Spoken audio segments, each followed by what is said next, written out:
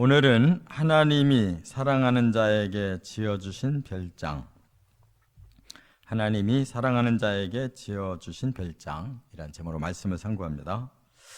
이 말씀은 창세기 1장에 근거해서 하나님이 세상을 지으신 그 과정을 그대로 여기에다가 담았는데 표현이 달라요. 창세기 1장은 그대로 사실적인 표현을 쭉 했는데 오늘 본문은 그 창조의 과정을 그대로 밝히면서도 완전히 어떤 뜻을 가지고 하나님이 이렇게 지으셨다라는 것을 시적으로 표현했는데, 제가 그 말씀을 딱 정리해 보니까 제목이 저렇게 나와요. 하나님이 사랑하는 자에게 지어주신 별장을 말씀하는 거예요. 그래서 바로 사랑하는 자는 우리 사람인데, 하나님이 별장을 짓고 정원을 아름답게 꾸미라고 우리에게 그 뜻을 세워주신 거예요. 근데 사람이 이제 사탄에게 속아서 아름답게 꾸미는 건 그만두고 사람 자체가 타락하고 영원히 멸망하게 생겼으니까 하나님이 다시 새롭게 꾸미셔요. 그게 25절부터 35절에. 그거는 내일 하고, 내일은 못하겠네요. 제가 목요일까지 총회가 있어서 금요일날 이제 그 다음 하겠어요. 근데 아무튼 오늘 본문은 하나님의 창조 사역을 얼마나 뜻으로 멋지게 풀으셨는지 감탄하지 않을 수가 없어요. 그래서 많은 학자들도 이 시편을 대단히 아주 훌륭하게 이렇게 말하고 있는데, 저도 이 시편의 말씀을 이렇게 연구하면서 너무 기뻤어요. 그래서 오늘 하나님이 이제 별장을 어떻게 지으셨는지 세 가지로 상고합니다. 첫째는 1절부터 4절에 보면 하늘에 누각을 지으셨다 이렇게 밝히셨어요. 하늘에 누각을 지으셨다. 1절부터 4절에 있는데, 여기 3절에 이제 누각이라는 단어가 나오고요. 또 그 뒤에도 누각이라는 단어가 또 한 번 나와요. 그런데 이 누각이라는 단어는 그 한자로 다락, 누자를 쓰고 집각자를 써요. 그러면 특별히 이렇게 누각을 지었다라고 할 때는 이 별장 같은 거예요. 그러니까 높은 곳에 그냥 사방이 툭 트여가지고 아주 기가 막힌 그런 광경이 보이는 이런 집을 지어놨다는 뜻이에요. 여기에 뭐라고 표현했느냐, 2절에 보니까 하나님이 옷을 입은 같이 빛을 입으시며 그랬어요. 우리가 창세기 딱 열으면 첫째 날 하나님이 말씀하시니까 빛이 생겼잖아요. 근데 여기 시편의 기자는 그 빛을 하나님이 옷으로 입으셨다는 거예요. 얼마나 기가 막힌 표현인지 모르겠어요. 그래서 1절에 하나님은 심히 위대하시다, 존귀와 권위의 옷을 입으셨다 이렇게 말씀한 거예요. 그러니까 이 세상에 빛을 처음으로 창조하면서 이 세상이 이제 시작되잖아요. 그런데 하나님은 그 빛이라는 옷보다도 더 근원적으로 위대한 옷을 입고 계셨는데 존귀와 권위라는 옷을 입고 계셨다는 거예요. 이렇게 볼 줄 아는 눈이 있다는 것이 얼마나 놀랍냐고요. 그래서 그 빛의 옷을 입고 존귀와 권위의 옷을 입으신 하나님이 하신 일이 그 다음이 뭐냐, 2절 하반절에 보니까 하늘을 휘장같이 치시며 그랬어요. 하나님이 이제 두 번째 날 바로 궁창을 이제 드러내셨는데, 이 하늘이 휘장같이 치셨다 그랬어요. 그 말은 뭐냐면 하늘이 아름다운 담벼락이 됐다는 거예요. 하늘이 아름다운 담벼락이다. 우리는 담벼락 그러면 그냥 다 꽝꽝 막히는 것처럼 느껴지지만 하나님은 온 우주를 지으신 분이기 때문에 그 하늘을 아름다운 담을 치셨다 이 말이에요. 왜 그러냐? 그 다음 3절에 나와요. 물에 자기 누각에 들보를 얹으셨기 때문이다. 근데 이 물이 우리는 바로 땅의 물만 생각하잖아요. 아니에요. 이 물은 하늘에 있는 물이에요. 그래서 하나님께서 물과 물을 나뉘네 궁창 하늘이 생겼다고 그랬잖아요. 그 물이 어디로 나눠졌냐? 하늘 위로 나눠지고 하늘 아래로 나눠진 거예요. 그래서 그 하늘을 아름다운 담벼락으로 삼으시고 그 하늘 위에 있는 물에 누각에 들보를 얹으셨다. 그러니까 아마 너무도 아름다운 집인 것 같아요. 그 아름다운 하늘과 아름다운 물 속에 하늘의 누각을 지어 놓으셨다. 그런 뜻이에요. 그러니까 우리가 가히 상상도 못할 마치 우리가 할 수 있는 거는 높은 곳에 이 유리, 투명한 유리로 이렇게 별장 지어 놓은 것과 똑같은 거예요. 높은 곳에 모든 것이 기가 막히게 보이는 거죠. 그런데 하늘 물층을 이제 다 지어놓고 구름으로 자기 수레를 삼으셨다 그랬어요. 항상 하나님이 움직이실 때는 구름에 가려지잖아요. 근데 여기서 뭐라고 표현했냐? 그 구름이 하나님의 수레래요. 그리고 바람 날개로 다니셨다. 바람은 모든 걸 움직이게 하잖아요. 구름을 움직이게 하는데 그게 날개라는 거예요. 이런 표현이 어디 있어요? 시를 쓰려면 이렇게 써야지. 또 4절에 보니까 바람을 자기 사신으로 사용하시고 불꽃을 자기 사역자로 삼으셨대요. 그러니까 하나님은 하늘에서 바로 모든 그 움직이심을 이렇게 사역자들을 세우셨다는 거니까 천사들을 사신으로 사역자로 삼아서 이렇게 모든 일을 행하셨다. 이렇게 말씀하고 있어요. 자, 그래서 우리가 이제 천지 만물이 재창조될 때 이제 그 하늘을 보시면 계시록 21장, 22장에 나오잖아요. 기가 막힌 나라잖아요. 그에 앞서 이런 별장부터 지으셨다는 거예요. 그래서 만일 사람이 죄를 안 짓고 그대로 하나님의 계획대로만 됐더라면 이 하늘의 누각과 이 땅의 정원이 모두 하나가 돼서 가장 아름다운 낙원이 될 뻔했어요. 근데 그것이 다 파괴된 거예요. 두 번째를 보면 알 수가 있는데 이 5절부터 22절 두 번째 땅에 정원을 만드셨다 하는 거예요. 우리가 창세기에 이제 땅이 드러나서 거기에 모든 생명체가 생기고 마지막 날에 사람을 지으셨다고 그랬는데 여기서는 그런 표현을 쓰지 않아요.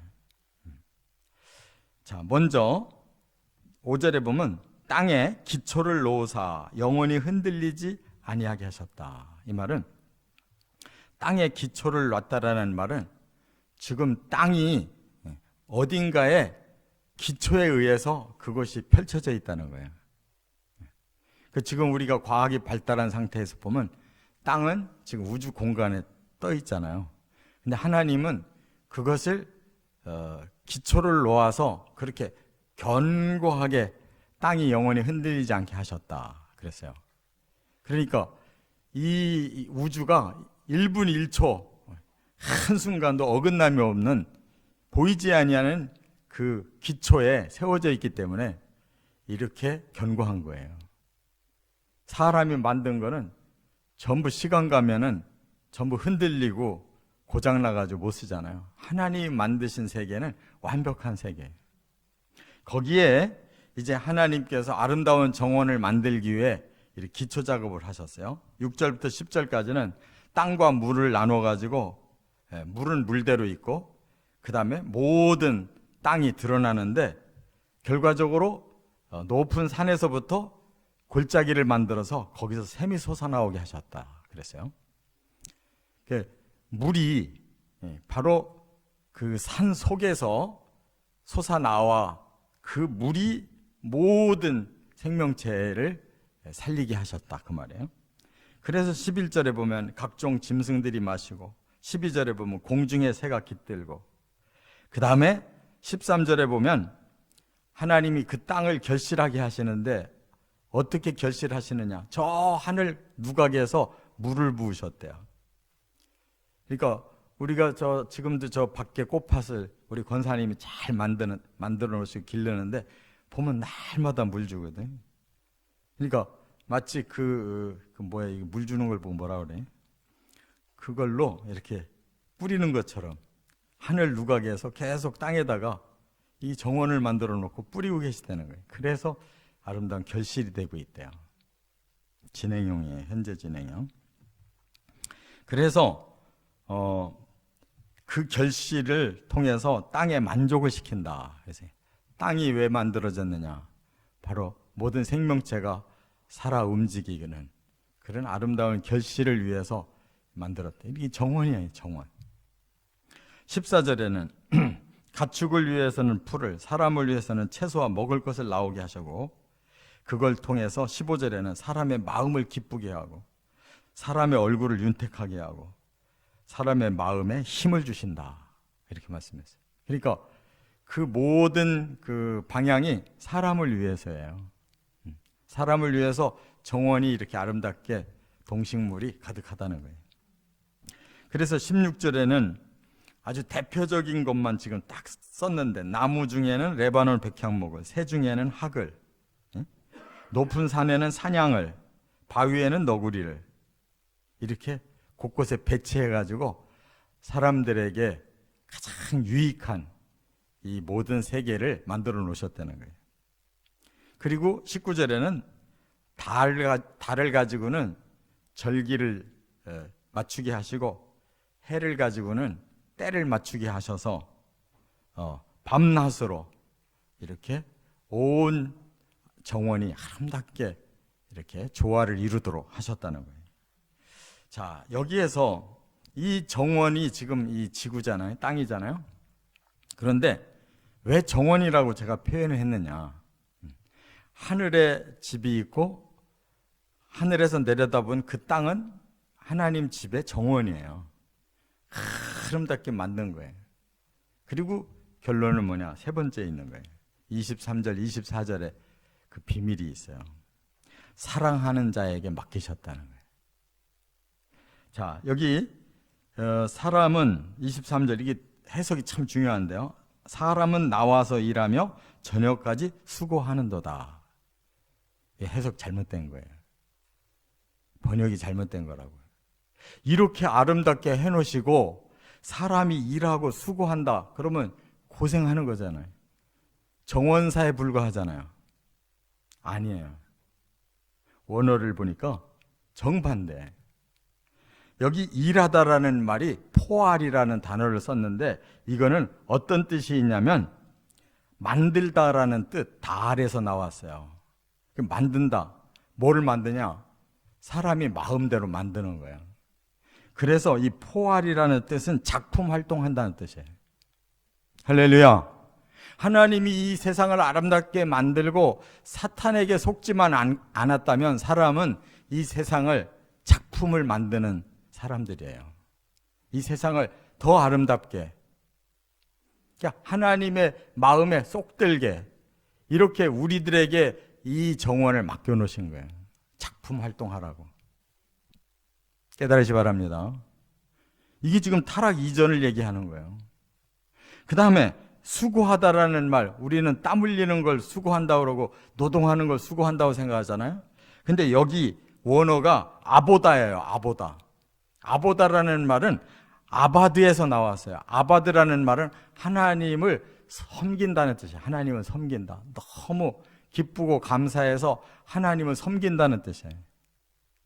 그러니까 하나님이 우리 사람을 존귀하게 지으시고 정원을 펼쳐놓고 네가 한번 마음대로 작품을 만들어봐. 그랬더니 열심히 작품을 만들어서 하나님을 섬기더라. 하나님께 영광 돌리더라. 그게 아보다라는 뜻이에요. 왜 이렇게 어렵게 이 왜 해석을 반대로 해놨냐고. 그 앞뒤를 몰라서 그러는 거예요. 이거는 창조하시고 타락하기 이전이에요. 모든 앞에 이 동식물 모든 사냐는 다 아름답게 말씀해놓고 왜 사람을 이렇게 일하고 수고한다고 이렇게 해석했냐고. 그는 타락한 이후에 그렇게 되는 거고, 그래서 25절 이하가 해석이 나오는 거예요. 그래서 본래 하나님의 계획은 사랑하는 자에게 이 정원을 맡겨서 하나님의 마음과 사람의 마음이 하나됨을 아시고 너도 아름답게 꾸며봐라. 하나님의 아름다운 기본을 만들어주시고 네가 그 다음에 더 아름답게 작품을 만들어봐라. 그게 하나님의 DNA를 가진 사람이에요. 할렐루야. 그런 흔적들이 지금도 있잖아요. 사람들의 머리에서 나오는 이 문명이 아름다운 건 얼마나 아름답냐고. 그래서 이 모든 것이 24절에 결론을 냈어요. 하나님의 지혜에서 나왔다. 그렇다면 사람에게도 그 지혜를 주셨다는 뜻이에요. 여기서 지혜라는 말이 호크마인데 이 호크마가 어디에서 나왔느냐? 유익하다라는 학함에서 나온 단어예요. 하나님의 지혜는 결코 쓸데없는 걸 하질 않으셔요. 정말 유익이 되는 것만 주시는 게 하나님 지혜 호크마라는 말이에요. 그 단어가 바로 학함이라는 유익하다는 뜻에서 나왔어요. 사람에게도 그 지혜를 주신 거예요. 유익한 지혜를 주신 거예요. 사람도 타락만 하지 않고 죄만 없으면 얼마든지 하나님처럼 기가 막힌 작품을 만들 수 있는 능력을 하나님 주셨어요. 할렐루야. 이 세상에서도 악한 자들은 아주 나쁜 문명 만들지만 선한 자들은 귀한 문명을 얼마든지 만들 수 있는 능력이 있단 말이에요. 하나님이 우리에게 이런 하나님과 함께 살 수 있는 누각과 하나님과 함께 만들 수 있는 이런 정원을 주셔서 우리에게 그 지혜를 가지고 하나님을 잘 섬기게 하셨다는 그 하나님의 사랑, 우리가 그 하나님의 사랑에 보답하는 것이 그게 우리들에게 주신 사명인 줄 깨닫고 살아가시기를 주의 이름으로 축원합니다.